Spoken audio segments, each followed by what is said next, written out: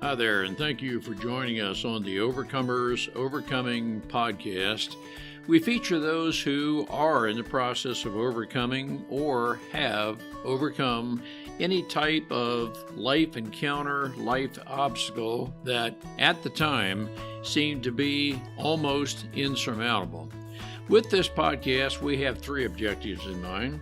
Our first objective is we want you to know with a confident resolve you are not alone.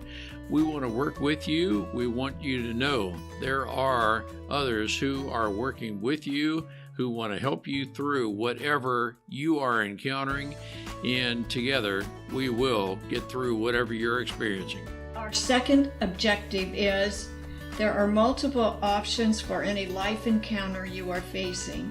We want to help you develop a resolve that there are various options and solutions to any life dilemma. Our third objective is to help you with critical thinking skills. If you're encountering something that was possibly a decision you made sometime in the past, and if you had the opportunity for a life redo, you would make a different decision. We want to help you with those critical thinking skills that can help you make an informed decision and not encounter what you're going through at the moment. We are the Cooper Culture, a veteran-owned business. We work with business personnel and families to develop and sustain connected relationship cultures within their families and organizations. That type organization is one where people feel wanted, appreciated, and genuinely a part of that organization. I'm with my wife and business partner, Marty, who has helped me facilitate this podcast.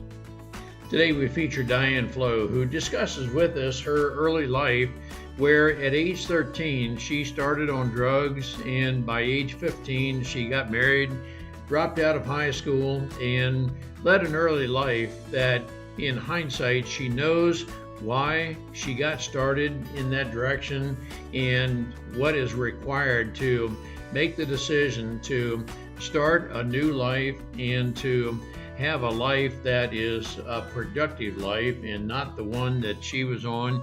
She's got a great story of what it was that caused her to make the decision to reverse the life of drugs and become an advocate to help those who are having the propensity to get started in drugs or need to get a restart in life. Marty, what are some takeaways our listeners can gain from Diana? Diana has an interesting story, and you think about this. I thought at 13, what was I doing at 13? Was getting up early. I had a completely different background than Diana had, but she has persevered and is now completely changed and enjoying life. She got a great story of a turnaround. She is a great help to those who need a restart in life or are possibly facing some of the situations she faced. She can help people stay away from the drug life that she endured. Let's listen and learn together. Hey Diana, it is great to have you with us. Our listeners are going to be very interested in just a brief overview of your background. You have had, and let's just say in a very euphemistic way, a storied background. Our listeners are going to be very interested in knowing only the top level from that. You know, I use the term at the 60,000 foot view. We're not here to dwell on the past, but just refresh our listeners enough to say, yep, I can identify with Diana. I know what she's going through. The emphasis on being today and forward, and how are you recovering from the past? And Diana, I'll just say very briefly, I am a firm believer. Your past does not define your future in any way. However, your past may certainly help you define the future in the context of I've overcome and I've made a decision to, and you're passing forward all the benefits of your life. Diana, great to have you with us. Thank you so much. I'm so grateful to be here. So my past, well, yeah, it definitely doesn't define you, that's for sure. But I grew up, and I grew up in a two-parent home, sort of the normal life, so we thought. And when I was about 13, I started using drugs, started dating, got married when I was 15 and started having kids. Kind of went spiraled down. Didn't have much of a life. Whenever I was out there using and doing my thing for a while. 29 years ago, I got clean and sober. And when I got clean and sober, decided I wanted to totally change my life, not just get clean and sober. So it's been a journey that I've been on for 29 years now, and I absolutely love the journey. So I got clean and sober. Honestly, got to know the Lord, and really just everything about my life changed. I went to nursing school after that, and have been on this journey of transformation and helping other people see that, like you said, you don't have to live that life. That you don't have to live in the past. You can totally change your life and move forward. And I'm super grateful for that. So that's what I do now, is I not only help people see that they can leave all that in the past, but also create the life that they desire away from that. Well, congratulations on 29 years of living a great life. Diana, with no attempt to relive the past, but I want to ask you a question. Thinking back to 13 years old, when you were 13 years old, you made the decision to start in drugs. Now, I want to ask this question. I want to make sure our listening audience understands why I'm asking this question.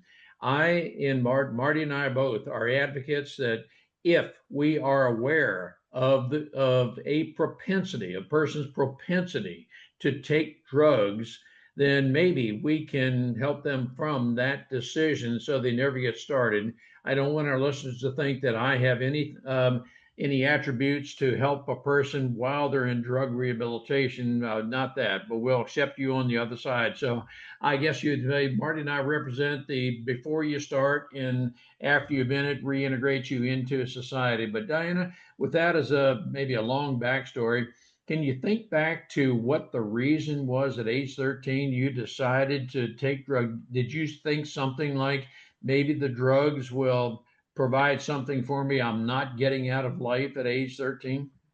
Well, I don't honestly, if I'm honest with you, I don't really know exactly what it was, but I will say what I can remember so far is that I did not have, it wasn't like I said, you know what, the drugs will help me do XYZ. But what happened was my mother, I didn't have much of a relationship with my mother. I did with my father.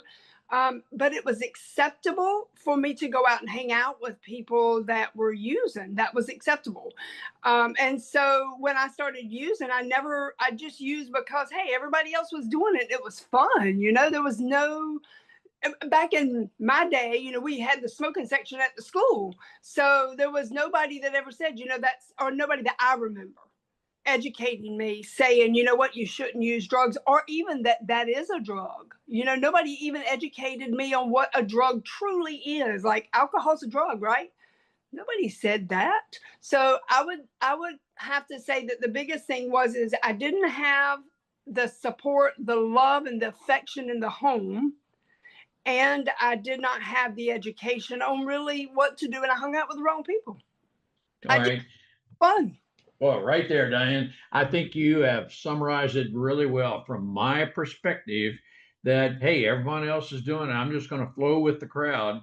And I'm going to use an expression that you may or may not totally agree with. Hey, I hung out with this crowd. They accepted me. And it just turned out that, this crowd I chose to identify with did drugs. And oh, by the way, I now know that was not the way to go. And so, Diane, would it be fair to say, and I want to ask you in a way that I would not, in any form or fashion, I want to stay away from stigmatizing, labeling anything. But if we, parents, grandparents, caretakers of any kind, if we believe those within our care are mixing it up with the wrong crowd, is it appropriate to take them aside, work with them, help them to know that, hey, you may be associating with the wrong people? Would that be a fair premise, a fair action to take? I would say absolutely. And I will also add that during my time, even though you were hanging out with the wrong crowd, I think it's fair to say that you should encourage them even before it gets to that, in telling them who they are and what they can do. Because I had people telling me what I couldn't do, not what I could do. So for me, I wouldn't have fit in. I didn't fit in with those other people. So I think you train them up to believe that they are able to be a doctor or whatever they want to do, because that's, you got to program it in their mind or they fit in that crowd. So absolutely, I think it's fair. And that's one of the things that I do now is I work with people to tell them you don't have to do that.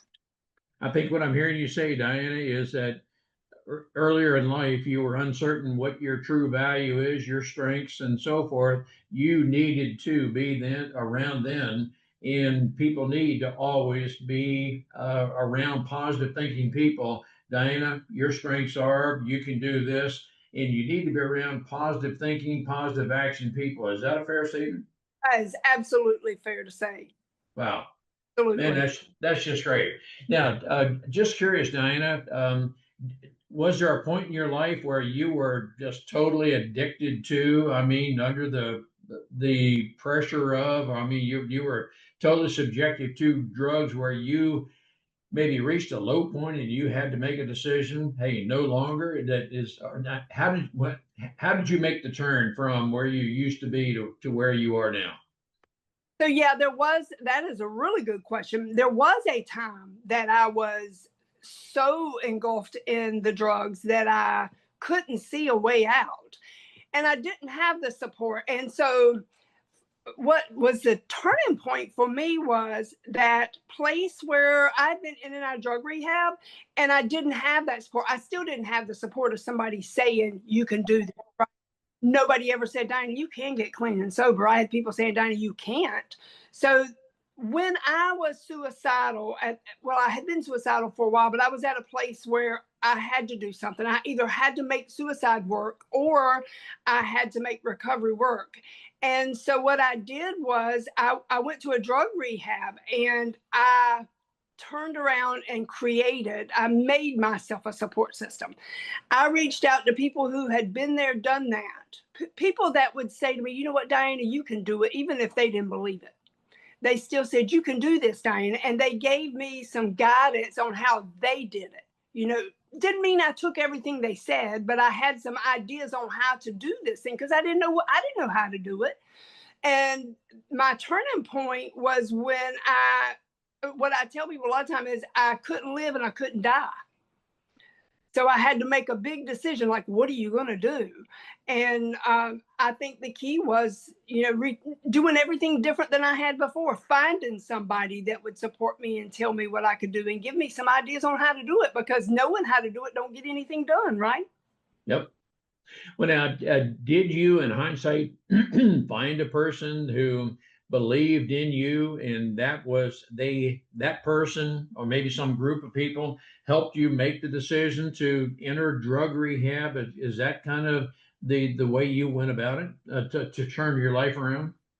No. Well, no. When I went to drug rehab, I honestly went to drug rehab because I had tried to commit suicide several times and it had not worked.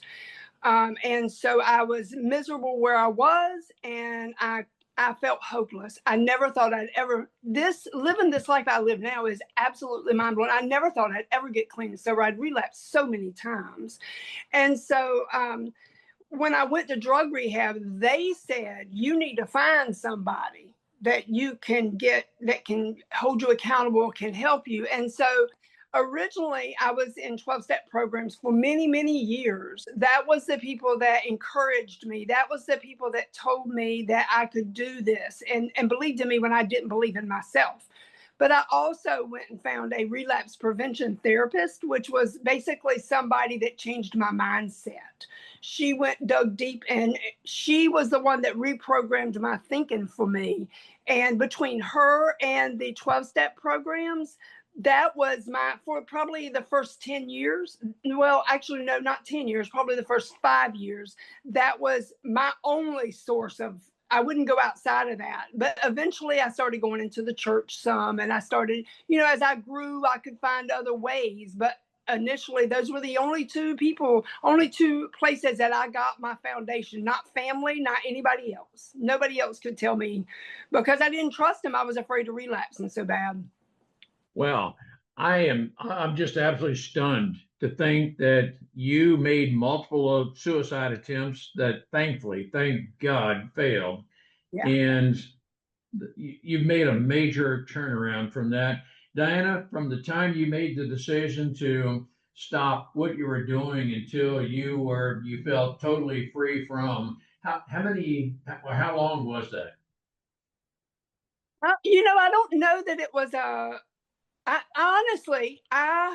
this time, now other times before when I kept relapsing, I couldn't seem to get it. But I'll be honest with you, this time when it happened, I never looked back. But what I did was, the short version is, I had been in and out of drug rehab several times, in and out of 12-step programs, kept relapsing. But during that time, God was still working, because I was finding small miracles. Crazy thing was, he was speaking to me in ways that was blowing my mind, and doing things that I would call a miracle today, but I would never tell people, because they would think I was nuts. And so when I made the decision this time, it was like I said, Lord, I need you to take all that away, because I just keep messing this thing up. And for whatever reason, I can't answer it. I never had another desire to use. And I was somebody that was using on a daily basis, all day long. And I never looked back. I never once thought about using again. And to this day, I've not thought about using. And to me, that is a nothing. So I can't really tell you that anything really happened, other than I made a decision and God took care of the rest. I don't even know how to explain it, to be honest with you. Wow. No, we're just very grateful that you did make the decision. And then as you think back, did you have one, two, three, however many people who said, hey, Diana, we're going to stand right by you and bring you through this. We're going to welcome you on the other side I'm going to believe you had to be reintegrated into the workforce, society, and so forth, because I'm just supposing when you were consuming drugs, you were under the total power of, and you were not capable of working at the time. Would I be at least somewhat accurate with it? Oh, very, very accurate. So when I was using, I actually quit working.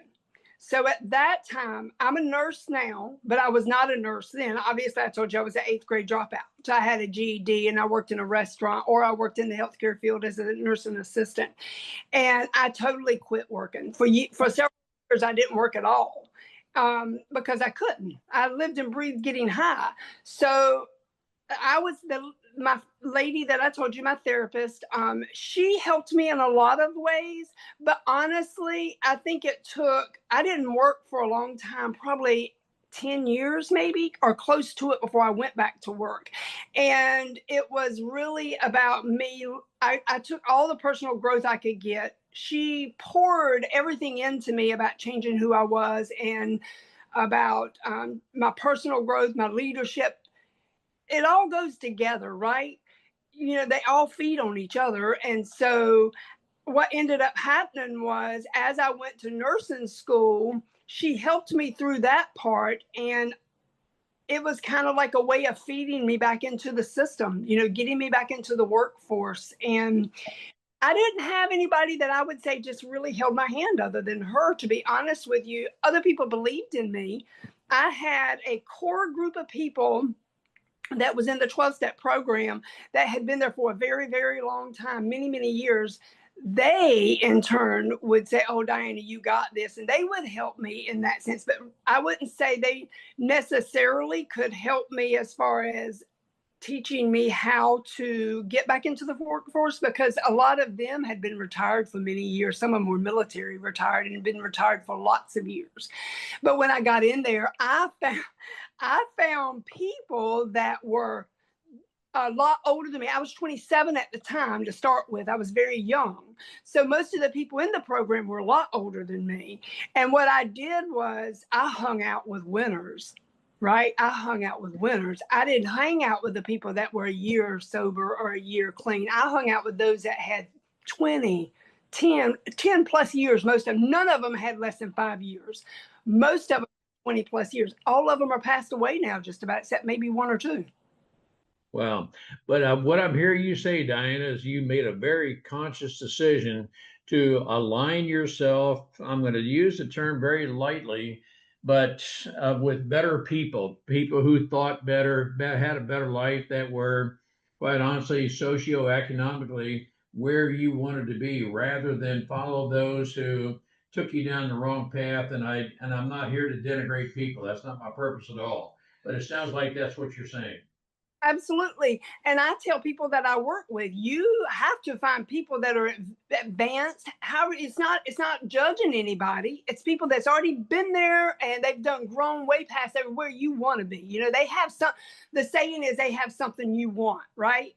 Yep. So I found people that had what I wanted. That was not just long-term recovery, but people that were living the life that they wanted to live, people that weren't acting like they used to. I don't want to be that same person I was, even clean and sober. I don't want to just be clean and sober.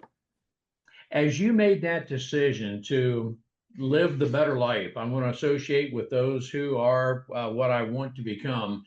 Did you have to almost verbally tell some people, I can't associate with you any longer? Or would you, in hindsight, say it was just a natural separation from those who were to those you want to be with? Back in the day, I'll be honest with you, I ignored calls. I didn't tell them anything. They naturally disappeared, most of them. But even in today, I'll be honest with you, today I'm still working. I'm still doing some of the same things, right? I'm still growing. I'm still letting go of people that no longer serve me. And so recently what I did was I said to a friend who is not going where I am, I said, you know what, my life is so busy right now, and I apologize that I'm not in contact with you like I used to be. I want you to know that I love you dearly, but I'm super busy trying to grow and focus on my business. So never take for granted never think that I don't love you. I'm just not in contact as much.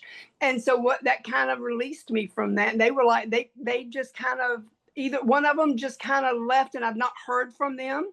And her sister sent me a message probably 2 weeks ago after a month and said, I wanted to let you know I love you. And I said, I love you too. That's it. I try not to hurt nobody's feelings when I do it, but I still got to do what I got to do for me, because I don't want to be that same person no more. I think what you said, yep. I think what you said is very important. And I'm interpreting what you're saying is you just reprioritized your time with the amount of time that you want to spend with people. Those people who maybe thought positively, you put at the top of the list those who were negative and not following the lifestyle you want. You didn't befriend them. You just put them a little bit lower on the list. And yep, I still love you, but I just the 24 hours in a day, I choose to spend more time with the top 5 than the bottom 5, kind of thing. That's true. And you know, the other thing to that is it's not, they're doing things that I don't want to do, right? And it's not so much I don't have to do what they do, but I don't want to be around those people. Yep. And it's not that I don't dislike them. That's just like I just don't have the same things in common anymore. And like you said, I have only 24 hours and I need to make the most of it. Yep. Now, I'm curious, as you pursued your nursing degree and so forth, did you feel there was a stigma attached to you about your drug past, or do you feel that all the people you're working with now, they don't care about your past, where it's who you are today and forward? And I'm trying to word it in a way that did you feel at some way some people hung on to your past? So let me just say that a lot of people do, but I came into this whenever I got clean and sober this time, for whatever reason, I carried with me this thought that I really don't care what anybody thinks about me, because God has brought me so far that it doesn't matter to me what anybody thinks. I know who I am. You know, remember I said the lady taught me it's not what you think, it's what you know. That was one of the things that she taught me. And so I live by even today I live by that. So what happens is when you get into nursing, there are people that carry that, but I don't let that bother me not one bit.